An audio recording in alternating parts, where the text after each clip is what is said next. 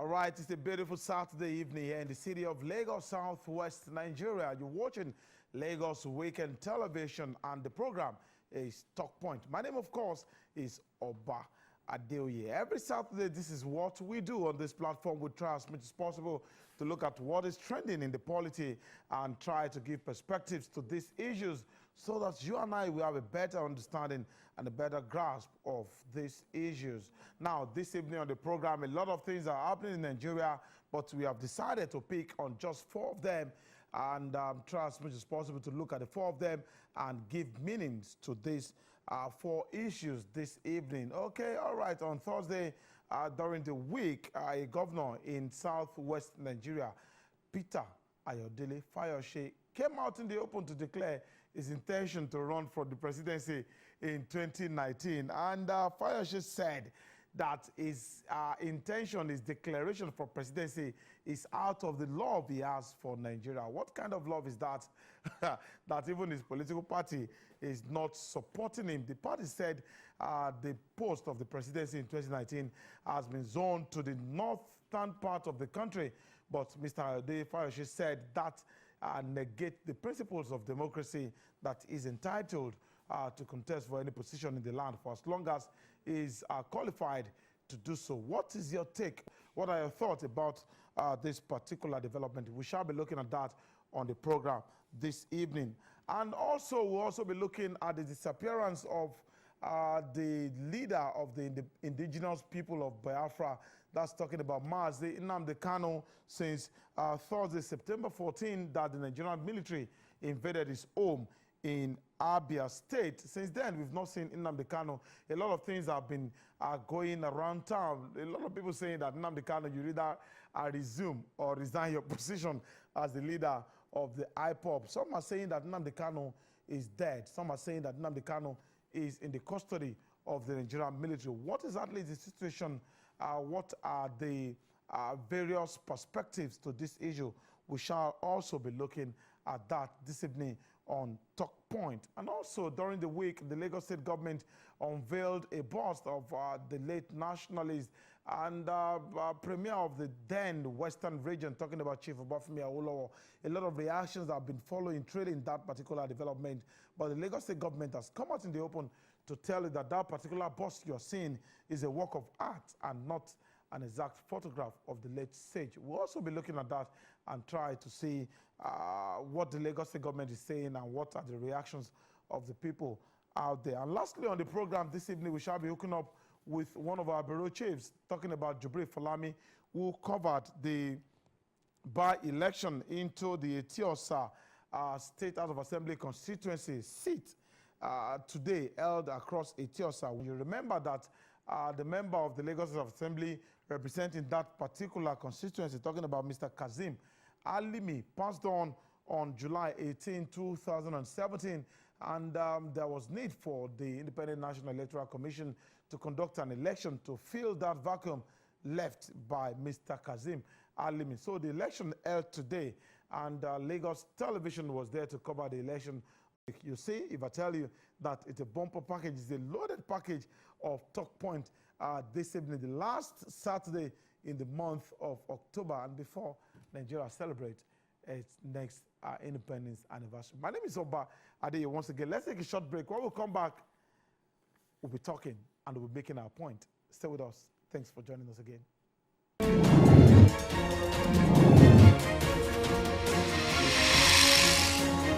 Today you have witnessed hope, restoration of civil rule in our country. The best way to make Nigeria go forward is to put a young man in authority. The best way to put Nigeria, to let Nigeria go forward, is to put a man that has what it takes in place. A man who has experience. You can't give what you don't have. I've governed Ekiti, even with limited resources, have made a huge difference. I've restored our identity, the fountain of knowledge. If you don't like, don't believe. But one day, you will make reference to today. That you are part of this declaration, Mr. President. Let me come and visit you.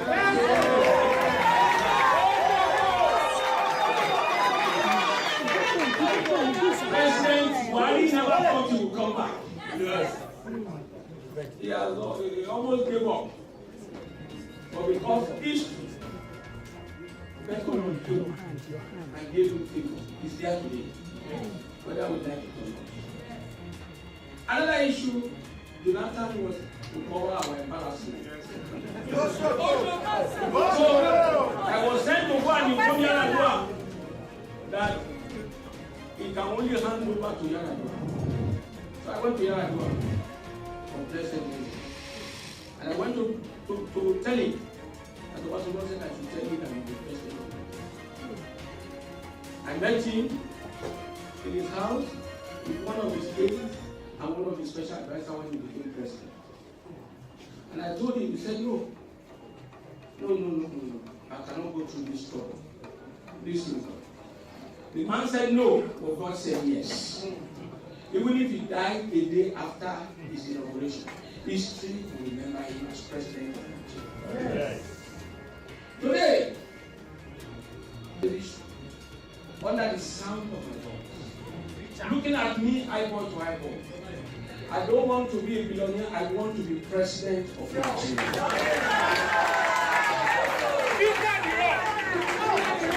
Listen very well, expressly. Without telling me, I know I have so many adversaries. I know I have haters. They will not die. They will not die. They will see me the same way they saw me return to the government house of Ekiti. They will see me enter this villa and the grace of God.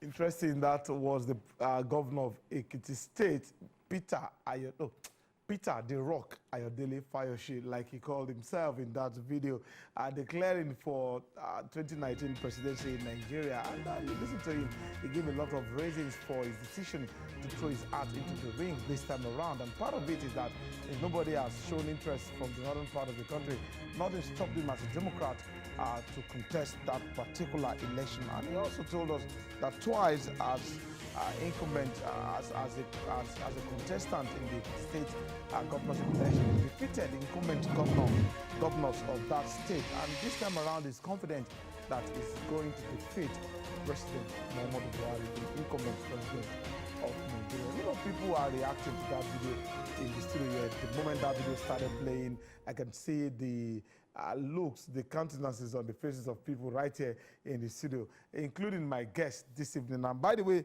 my guest is a university don this evening. I'm talking about Dr. Dan Ekere. Is of the University of Lagos, the prestigious University of Lagos in Makoka, Lagos. Doctor, good evening. Nice to have you here. Good evening. Yes, we saw Dr. Peter Ayodele Fayose declaring for the 2019 presidency. The moment you had that report or you saw the video, what was your immediate reaction to that particular event? Well, the first reaction was that was politics. Ayodele Fayose has shown himself to be one of the very interesting points in Nigerian politics in recent time. But so far, a lot of people picture him as one of the most vocal of all the voices, that PDP has ever had. And in fact, he's equally a very controversial person. And like he has rightly mentioned, he has defeated, 2 incumbent governors. And this last one, it seemed like he wasn't actually going to be given a chance. And but somehow he got it. He seemed to have the secret, He seemed to know how to penetrate the minds of people. So, well, and again, he's a Nigerian and he has the right as a citizen to contest for any office of the land. It is parties that have zoned positions. It is not the constitution of the Federal Republic. So if a political party has said we have zoned the presidency to the north and Ayodele is from the south, I mean, nothing stops him from contesting as a Nigerian. But it is not left to the political party to determine whether to give it to him. But by and large, there still have to be primary election, whether the party likes it or not. So if at such, event, the man eventually emerges, then let him be the candidate of the party. But that is going to be a very tall order. But according to the PDP, particularly according to Adeoye, let me read exactly what he said. He said the governor is a member of the party, no doubt about that, and was at the convention where the decisions were taken that the presidency be zoned to the northern part of the country. Yes. As a leader of the party, one expected the governor to respect the party and its decision. Is that not a sign of irresponsible leadership on the part of Ayodele Fayose? If you're part of the body or of the people that sat down to zone the presidency to the north, and here you are coming out to contest for that same position, what do you say to that? If I could recall correctly, this is not the first time an issue of this kind is happening, particularly with the PDP. Zoning has always taken place. But we've had instances where people see contested, even for the chairmanship of the party. There were issues of, okay, it has been zoned to a particular area, and yet people from all areas, from all parts of the country, were contesting for the same chairmanship that they agreed should be zoned. So zoning could just be maybe the general thing that they say, but the real acts depends on who is interested in the office. And I think that is what Fayose is trying to prove. That yes, it is true that we agreed that let's zone it. But at the moment, I am not even aware of anybody who has come out to say, okay, I want to be president under the umbrella of PDP. And it will be very amazing for somebody to wake up about 3 months to the period and say, I want to contest. So Fayose has seen that perhaps nobody was prepared to contest. The fact that you zone it to the north does not mean that somebody from the north must come out, except you are going to force somebody to contest. So nobody has shown that I am prepared. And for him, I think he is even doing the party a favor that at least the party now has a candidate, a contestant, somebody who has shown interest. Except maybe as events unfold with time, more people will begin to show interest. That is possible. But for now, 2 years to election, in fact, less than 2 years, I expect that those who are going to contest should show their interest. A lot of people see this declaration as a joke, taken too far. They see Fayose as a comedian. Do you subscribe to that? He can't be a greater comedian than Donald Trump. Okay. He certainly cannot. And in fact, when you look at Trump's activities, more like a comedian in chief in the U.S. Now, nobody gave him a chance. But somehow, the man emerged.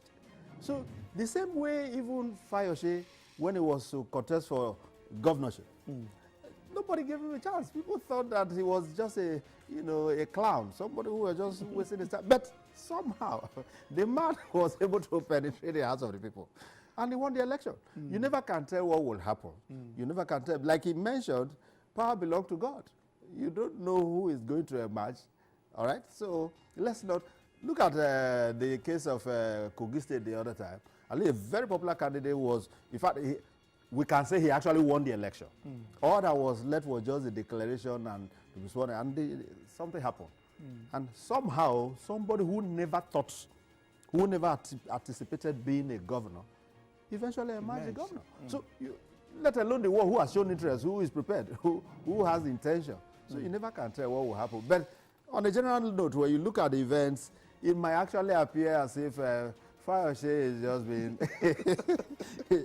What about this postulation that Ayodele Fayose is actually positioning himself for something very juicy in the party come 2019, even if the PDP at the end of the day wins that election, and Fayose never really got any favor to fly the flag of the party. What do you have to say to that? That he's only positioning himself for some other position for because tomorrow, he'll be out of office. Yes, and perhaps out of work too is possible. So many of them have just almost everything about them is politics. So when they are not in active positions, they look like they're like fishes taken out of water. It is not impossible that all that is doing is to kind of, maybe muster some kind of support, some kind of attention, such that at the end of the day, he will have a bargaining power. It's equally not impossible that Fayose could eventually become a member of APC. So all of that will be to, put him in a position that he could be irrelevant. The same APC that is always pulling down. You think Fayose will just swallow that and join the APC? Do you think so? So you're laughing. I'm laughing because that has always been a trend. We've seen people of that kind who Atiku has said that PDP does not obey court injunction. PDP is this. PDP. The man still wanted to be president. He was so vociferous, you know, so forceful in his attacks on PDP. But at the end of the day, the man came to PDP even after he had left before. That he wanted to be president, you know, under PDP. So this will not be the first. The Fayose has not done, you know, worse than so many of them. And if anything, Fayose is simply just even trying to promote both parties, both the APC, because in attacking APC, he's equally showing some things in APC, all right? And at the same time showing that he's from a particular political party, which is PDP. So somehow, Fayose has promoted both parties. And I do know that even political parties enjoy those kind of people too. So they might just give him a role to play to continue the work. Okay. The same way you could attack another party if you become a member of the APC. All right, if you're just joining us, you're watching Talkpoint, reaching you live from the studios of Lagos Weekend Television. And this evening, we are looking at 4 different issues. We are looking at Fayose's declaration for presidency in 2019.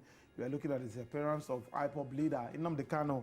We are looking at the Eti-Osa by-election and, of course, the Obafemi Awolowo bust that was unveiled during the week. And my guest has been Dr. Dan Ekere from the University of Lagos, and he's been trying to help us understand some of these issues. We are still trying to hook up with Larry Olayinka, is the image maker or the spokesperson for Ayodele Fayose. We can get his direct reactions to this particular issue via the phone line. He has agreed to speak with us this evening. My producer will still try much more to see if he can hook up with Larry Olayinka this evening. Let me quickly read out some of the things verbatim.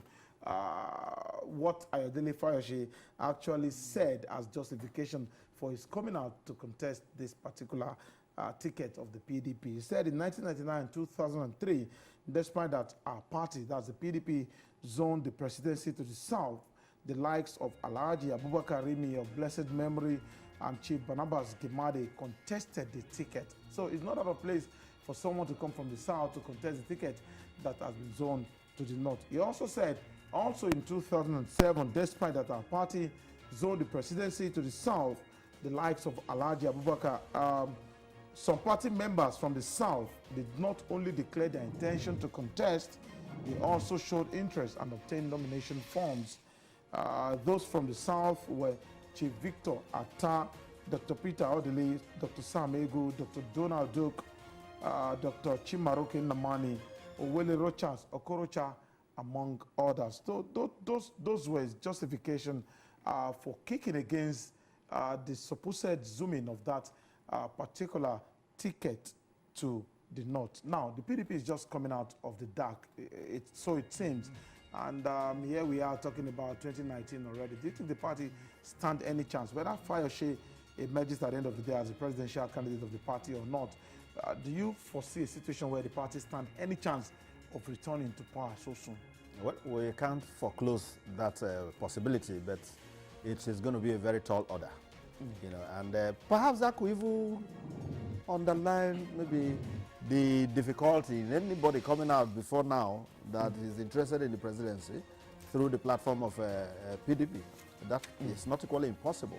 But considering the way and manner the PDP govern the country and the way it has been presented as well, you know, there seem to be this general, you know, kind of disaffection, you know, for PDP. But it will depend on the character they are going to produce. Should they bring the kind of personality that could sell the party, there are possibilities that people could embrace the PDP. Don't forget that it wasn't because of manifesto per se that APC won the election. A lot of people had confidence that Muhammadu Buhari has a character to govern to the extent that he will not take all our resources to Dara and maybe among his friends, and those kind of perceptions were there. Then some other, you know, stalwarts who rallied around him and all the rest gave credence to that particular ticket. And so far, you know, that has been playing along for the APC, because most of the time you hear body language, body language, body language. They are not saying that it's turning to body odor. So it wasn't much of PDP, APC manifesto. It was body language. You know, so if body language can do that, it is not equally impossible that there might be another body language that can sell PDP. So you can't really write off any party per se when it comes to politics, because if not that, those governors, perhaps the kind of events that played out towards the end of the last dispensation, where a lot of governors have to leave the PDP and all the things that played out, chances are that if those things had not happened, maybe APC would not have been where it is today. It is equally not impossible that there could be such kind of exodus from APC to the PDP or even any other party. So, and there are chances that Fayose can as well align with them. They might just decide to say, okay, let's see how we can. You know, you never can really write off anything, especially in Nigeria. You know, this is one country where you cannot use opinion poll to determine who is going to be governor or president. And then in any case, opinion poll, whose opinion? You know, sometimes so you can come out with anything and say opinion poll. But Dan, you are university done, and you believe in statistics to predict the future. Why do you think it's so difficult for us to predict election results with opinion polls in Nigeria like it is done elsewhere in other parts of the world? What was the opinion poll even in the US? Did you get the result? So now, one thing you should know about, you know, these are social science, methodologies. You administer questionnaire and the rest. How are you so sure that the person who is even giving you that response meant exactly what he or she is saying? How are you guaranteed that if I say, okay, this is what I feel about the election, that is what I really meant? That I'm not simply doing that just to please you or something, you know? All right, we're trying to connect with Larry Olayinka via the phone line. My producer is still trying to see if we can connect with Larry Olayinka to really talk to us about this Ayodele Fayose's determination to defeat the incumbent that's talking about President Muhammadu Buhari come 2019. Hello, good evening, Larry. Hello, good evening, Larry. Okay, we'll try much more to see if we can connect. Okay, we'll try to see if we can connect with Larry Olayinka. Now, Doctor, moving on. Let's move on to other issues while we are still expecting to connect with Larry. Okay, Larry is on the line. Hello, Larry, good evening. Larry Olayinka, good evening. Hello. Yes, okay. Welcome to Lagos Television, LTV. Yeah, Larry. Just during the week, precisely on Thursday, your principal, talking about Governor Peter Ayodele Fayose, declared his intention to run for the 2019 election. And a lot of reactions have been trailing that particular announcement. A lot of people, some people are saying that Ayodele Fayose has taken his joke too far. What do you have to say to people with this kind of insinuation, Larry? Well, Governor Ayodele Fayose has exercised his right to decide what he wants. He did say that there are people that want to say, I want to be a billionaire, and he said, what he wants to be is the president of Nigeria. And I don't think there's anything wrong with him. Those who are also saying that he cannot be this and that. That is their opinion. And like the president of he has exercised his right as a Nigerian, and he's very qualified for president, and he has said so too. So whoever that, like I said, whoever that is saying now he cannot be, he also go and do what he feels he should do. He has said what he feels he can be. Yeah. I think there should be no controversy about it. Okay, all right, Larry. Some people said that Governor Ayodele Fayose was privy to the decision that the presidency, the ticket for presidency in 2019 in the PDP be zoned to the northern part of the country. Now, as a leader, Ayodele Fayose was part of the team that took that decision. Now he's coming out to kick against the same decision that he was a party to. What do you have to say about that? Well, it's only that in Nigeria, when we want to do mischief, we see a lot of things. What the man did is not what has not happened as far as PDP is concerned. In 1999, the ticket of PDP, the president of the PDP was also to the south. And in that 1999, Alhaji Abubakar Arimi of Blessed contested the ticket. Eventually, at the end of the day, he went to somebody from the south, position of Basel, who eventually won the election. 2003, 2002, this was done for zone to the south. Chikanaba is the mandate from Benin State, and Abubakar Arimi from Kano State contested the ticket. In 2007, when it was going to the north, people from the south also contested. We have the record. Dr. Peter Odili, Samegu, Richard Okorocha is now governor of Imo State, and several other people from the south contested. So what the government did not want has not happened in PDP before. When you saw now, and only PDP, we also not recruit people from other zones from exactly right. So there should be no controversy, and the government said of course that it shouldn't be very accepted without taking this to the position of the party. So there should not be controversy. So why was it part of that decision when he knew that he was not going to respect that particular decision? There is difference between when you say decision of the majority. So the function of IPOB, and I've said it's not a principle of zoning. It does not believe in zoning, and that's the person. He has said it several times. He's a believer in competence. You don't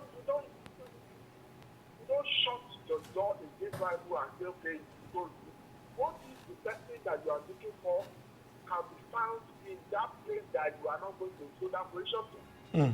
So it's an apostle of competence, and he has said it. But do that, and he also said it. When you are going to the north, nobody is coming out from the north to contest. So are we now going to say that okay, the party will not have candidates in 2019? Election is close by, and the election of president of Nigeria is not what you can win. You just pursue it 2-3 months. So if you are saying you have sold to the north, where are the aspirants from the north? Nobody. All right, Larry Olayinka, thank you very much for being part of the program this evening.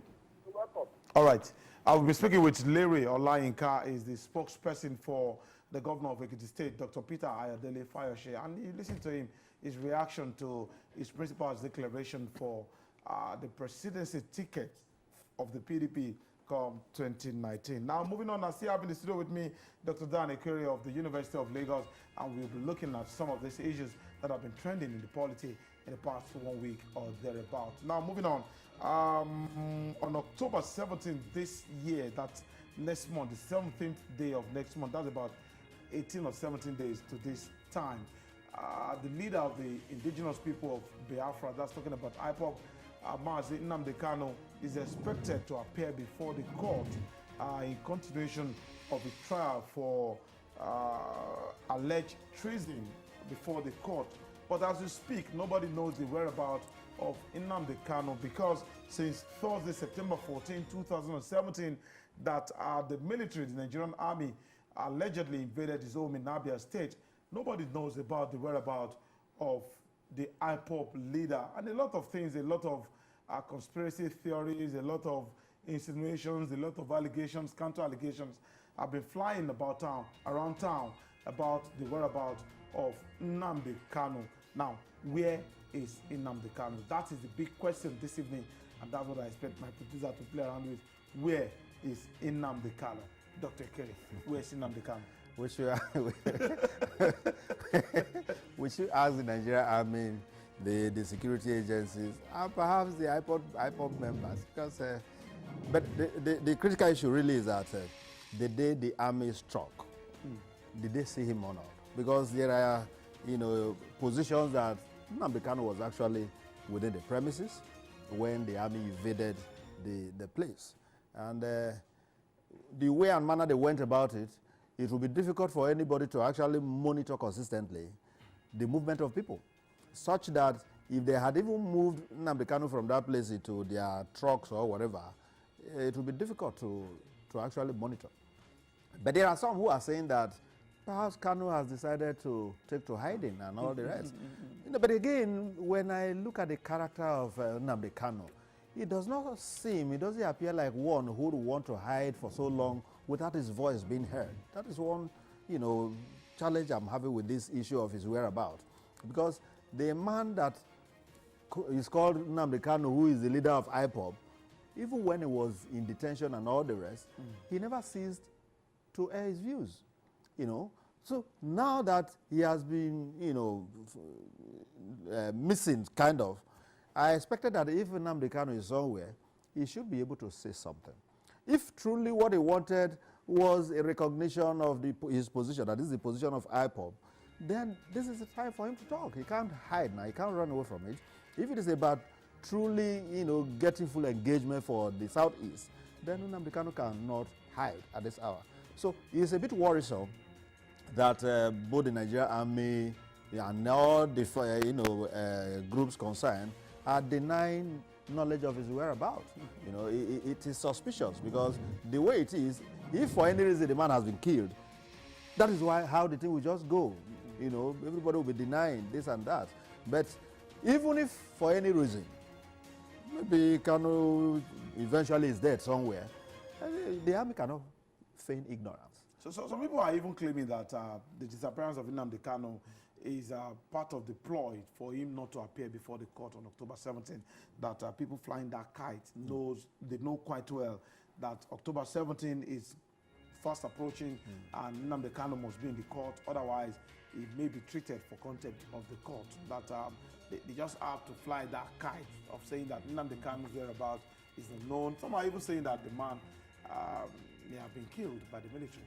Well, if they claim that Nnamdi Kanu is missing, is actually something very tenable. For me, I will align more with the idea that he is in the hands of the military. Because the Nnamdi Kanu, like I said, that we know, what he has come out to declare for is something that he cannot hide his face to achieve. So it cannot be an issue of running away from appearing in court so that he will not appear in court. Suppose he doesn't appear in court, would that end his agitation? Because this is something that he already knows, that is between life and death.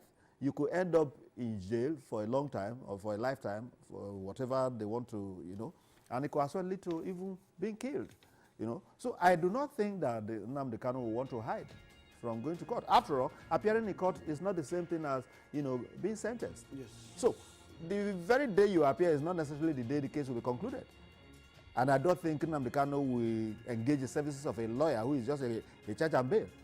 Will the declaration of IPOB as a terrorist organization recently have any bearing on the case that is already in court? Will it have anything to do with the case? Well, I don't really know the submissions that are made, the positions that are being canvassed in court against IPOB. However, I want to believe that even the federal government had gone to court before the body was declared a terrorist organization. Yes. So is it after they had filed whatever that they will now bring, claims of whatever? So you look at all of that, and when you look at it carefully, it becomes an issue of trying to use some kind of a public, space to play around issues. Because the main issues really, if you look at it carefully, what Nnamdi Kanu is asking for, when you look at it in detail, is not necessarily secession. When you look at it in detail. Because when you begin to blame, the fowl for eating your cassava that you planted, you should equally be concerned about the cassava that refused to grow downward instead of going downward, it's coming up. So because you planted it in the soil, you're supposed to, penetrate. Rather than go down, it shows. So what do you expect? The governance has been an issue. It has been very challenging in Nigeria. That is very clear. The president has said that there could be genuine cases, that could lead to agitations at the end, but there are channels to actually explore. And the channel he mentioned, particularly was the National Assembly. Okay, all right, Doctor. While we are still searching for Nnamdi Kanu, registered voters in Eti-Osa constituency went to the poll today to determine who will replace Mr. Kazim Alimi, who died on July 18, a member of that House of Assembly, that particular House of Assembly. And our correspondent, our Bureau Chief Jubril Folami, was there to cover that particular proceeding. I don't know if my producer is ready for us, if we can have a word or two with Jubril about the turnout of voters in that area, because according to INEC ad hoc staff member, he said as at noon, less than 100 registered voters had cast their ballots at polling unit 004 Ward 5 at Ilado, Eti-Osa. I don't know if that actually played out to the rest of that exercise. And at polling unit 002 Ward 5 in Ilado, Eti-Osa, 21 voters out of 1,516 registered voters cast their votes at noon in that area. Also at polling unit 016 in Ward 4, Lekki Ikate, which has 1,966 registered voters, less than 50 voters cast their votes as at 1:39 p.m. in that particular area. Of course, from these figures, it's obvious that there was voters apathy to that election. Doctor, in few sentences, why do you think we continue to have voters apathy in elections like this in Nigeria? Well, it's part of the challenges of democracy. You know, although democracy has been, presented in such an angelic manner that suggests that it is everything, but we must recognize that democracy is a form of oppression of a kind, because it's the dictatorship of the majority over the minority. And you discover that in most cases, it is the minority that actually have informed opinions, in most cases. Now, on this particular, assuming all the registered voters even voted, how representative will it be of that particular area of the constituency? So it's part of the challenges of democracy, because when you say majority of what? It's always the majority of those who appear. And it could be that only 500 will vote eventually, and out of that 500, let's assume 400 vote for one and 100 for the other. The one of 400 becomes, the winner. That is the nature of democracy. And unfortunately, in Nigeria, the winner takes all. It happens in so many other countries. And it's part of the challenges we are having. We must begin to even design our own system of politics to suit our own lifestyle, to suit our cultural values and the rest of it. Because a situation where somebody gets about, say, 10 million in election, the other one gets 11 million, the 11 becomes a winner. So you are telling me one who has a followership of 10 million is useless. So it's part of the challenges we are having. But for this particular one, I want to believe that there could be the issue of, okay, after all, it's still the APC and the rest. So why kill ourselves over anything? Whoever comes out, the man is still going to get it. It could be one of the issues. All right, Doctor, thank you very much. I would have loved us to talk about the Awolowo bus that was unveiled by the Lagos State government during the week. It's really unfortunate we couldn't talk about Awolowo. A lot of reactions have been trading that particular. Okay, maybe in a few sentences you can just distill your thoughts about that particular development, because the Lagos government has come out to tell us that that mast is not a photograph, it's just a work of art. Anybody can interpret anything they like to do. Yeah, whatever the interpretation, I'm not even too bothered about the interpretation. What I'm bothered about is the spirit behind, the government associating with that, the government, keying into it and saying that this is something worthwhile. Interestingly, that road is called Awolowo Road. Yes. So you need something like that. But again, the importance of Awolowo to the entire Southwest is something that is so phenomenal that this is just the least we can do. All right? I'm not talking about the resemblance, whether the face actually look at him or not. That is not it. But at least it symbolizes Awolowo. Everybody now knows that this is Awolowo. Whether there's a different, whether the thing cap. So it is that, that particular phenomenal, spirit behind it that I'm really interested in. We shouldn't be waiting really for foreigners to write our history for us. We should begin to document history through all manner of, ways.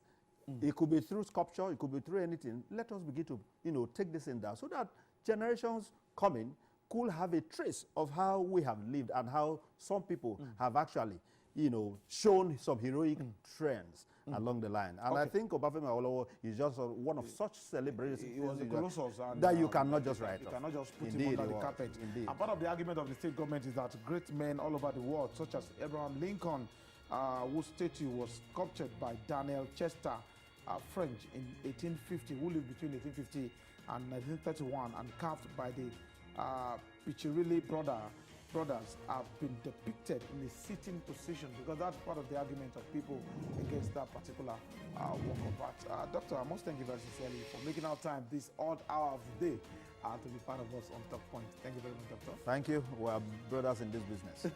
It's always a pleasure being here. Yeah. All right, I've been speaking with Dr. Ekere of the University of Lagos, and he has helped us a great deal to understand certain things that have been reported in the conventional media, ranging from Ayodele Fayose's declaration for presidency, IPOB's leader disappearance, and so on and so forth.